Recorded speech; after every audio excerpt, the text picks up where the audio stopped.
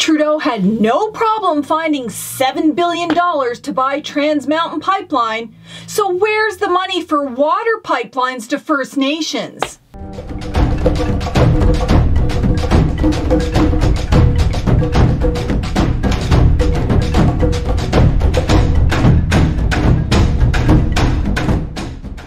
This week, the Auditor General for Canada released her report on whether Canada is ensuring First Nations have access to clean drinking water. The answer was a clear no. This is despite the Liberal government's promise back in 2015 to eliminate all long-term drinking water advisories in First Nations by March 2021. The report, entitled Access to Safe Drinking Water in First Nations Communities, looked at the federal government's policies for water on reserve, their funding policies, and the numbers of drinking water advisories on reserve. In this video, I'm going to share with you the 5 most important things you need to know to better understand the context of the Auditor General's report.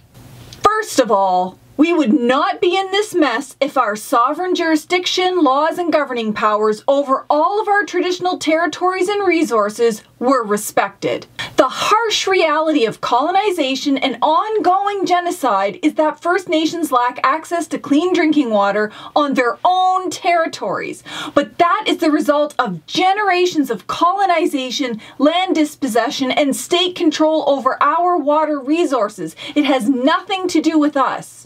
There is nothing in any of the treaties that said take all of the water, control it, monetize it, contaminate it, and then deny clean water to First Nations. But that is exactly what has happened, despite the fact that the United Nations has recognized access to safe drinking water as a human right. And they did that over a decade ago.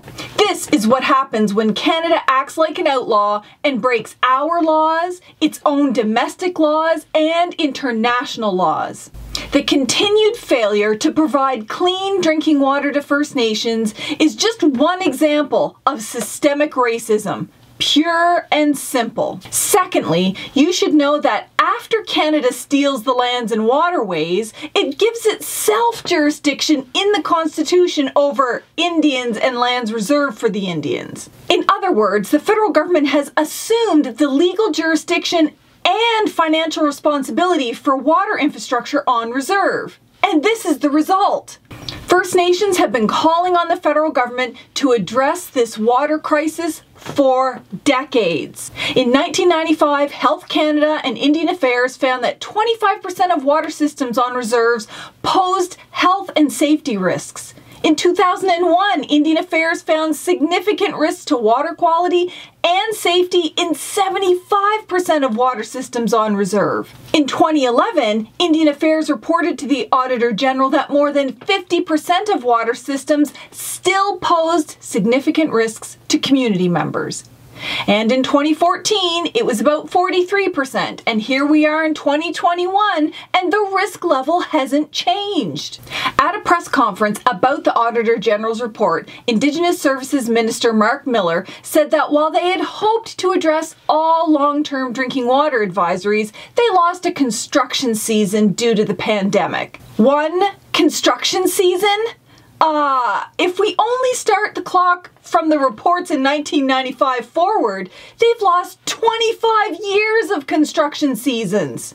But the Auditor General wasn't buying it, and even she pointed out that there were delays long before the pandemic, and she also highlighted previous reports by the Auditor General and others that have raised these concerns for decades. And let's not forget the numbers here.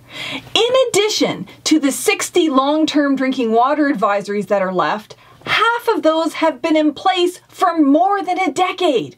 Imagine 10 years in Fredericton, Toronto, Winnipeg, or Saskatoon without clean drinking water, and you could only bathe once a week. That would never be tolerated. It would be treated as the urgent crisis that it is. Thirdly, the federal government's less than sincere commitment to addressing the water crisis in First Nations is betrayed by the fact that their policies are decades old. The sad reality is that no one in the federal government has been concerned enough about the health, safety, and well-being of First Nations to treat the lack of access to safe drinking water as a crisis. In fact, over the years, Auditor General reports found that the feds couldn't even be bothered to do annual inspections for all the systems, despite the fact that most were medium to high risk, and that created significant risks for community members. The Auditor General also noted that the federal government's policies are completely outdated. Some of them were written in the 1960s. The feds have not amended their funding formula for operations and maintenance on water systems on reserve in over 30 years. This means that the funding they provide to First Nations to maintain these water systems doesn't take into account new technologies, the actual costs to maintain, or the risk level or condition of the water system. On top of that, they only provide up to 80% of the costs that are needed. Oh, and here's the kicker. They pay First Nation water operators 30% less than the rest of water operators in the rest of Canada. Is there any wonder why the federal government is constantly chasing drinking water advisories? I mean, think about it. If your roof has a leak and it would cost $10,000 to repair it, but you only invest $1,000, what do you think happens? Well, your roof isn't entirely fixed. It's going to continue to leak, causing more damage not just to the roof, but to the rest of the house. Next year, it's going to cost you $30,000 to fix the roof and all the other damage. And this is the point that the Auditor General made. Quote, if funding to operate and maintain water systems is insufficient, water systems may continue to deteriorate at a faster than expected rate. Fourthly, it's important to dig into the numbers to truly understand the full scope of the problem. Remember, this report was limited. It only covered the 1,050 public water systems in roughly 600 plus First Nations. This is because Indian Affairs water policies and funding formulas do not provide support for those who have to rely on wells or cisterns, whether they're working or not. And worse than that, their water policies do not support those who don't have running water at all. And this isn't a small number. More than a third of all households on reserve are in the category of wells, cisterns, or no running water. So the problem is much bigger than it seems. It's also important to look at how Indian Affairs has differentiated between short-term and long-term drinking water advisories. The government seems to be congratulating itself for only having 60 long-term drinking water advisories left. Meanwhile, over the same period, the Auditor General pointed out that there were 1,281 short-term drinking water advisories. But worse than that still, she found that many of them had multiple short-term water advisories, that when you add it up cumulatively, it adds up to more than a year. This shell game is quite effective at making us all believe that the problem isn't quite as bad as First Nations have been saying. And that's why we should stop using the arbitrary cutoff of 1 year. It's simply not the best measurement of whether or not the crisis has been alleviated. The more transparent measure would be whether each household on reserve and each school, health center, community building, and business has consistently safe, reliable, clean drinking water and sanitation. That's the number that matters, not how many drinking water advisories you lifted 1 minute but were reimposed the next. That's a shell game that doesn't adequately address the human right to water. And finally, let's talk about pipelines, shall we? Canada brags about having 84,000 kilometers of pipelines all over the country servicing the oil and gas industry. And when confronted with losing Trans Mountain Pipeline, Trudeau managed to find $7 billion in a hurry to buy it. So where are all the pipelines bringing clean water to First Nations, Trudeau?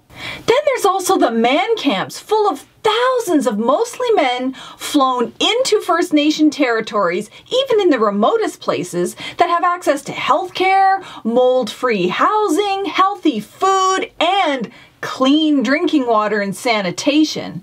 Where's all the healthcare, housing, food and water for First Nations, Trudeau? Canada's military brings millions and millions of liters of fresh water to other countries in emergencies. So, where's the water for First Nations? Canada spent more than $240 billion on pandemic relief measures. But you mean to tell me there isn't enough money to ensure First Nations can have water to wash their hands in a pandemic? Then Indigenous Services Minister Mark Miller says at a press conference that they lost a construction season during the pandemic and that's why they couldn't address the water crisis.